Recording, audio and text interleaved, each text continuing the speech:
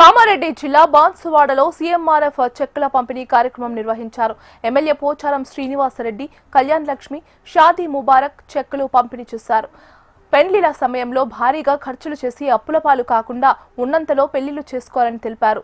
మాదక ద్రవ్యాలకు, డ్రగ్స్ కు యువత దూరంగా ఉండాలని సూచించారు. కొత్తగా ఎన్నికైన సర్పంచ్లు తమ గ్రామంలో స్వచ్ఛమైన త్రాగునీరు సరఫరా చేయాలని ఆదేశించారు.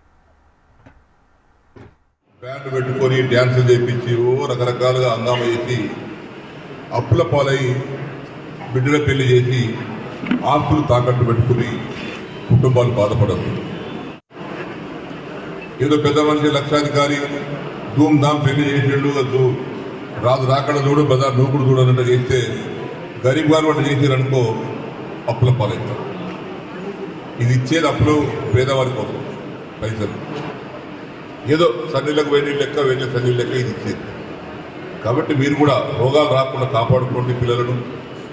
మీరు కూడా తంబాకు తినకండి, గుట్కా తినకండి, జర్దా తినకండి, అడ్డమైనటువంటి డ్రగ్స్ గంజాయి డ్రగ్స్ వాడకండి. గంజాయి డ్రగ్స్ వాడిందంటే వాడు పోయిన గిదిగా లెక్క పైకి ఈపు లేక రేపలా పోతాం.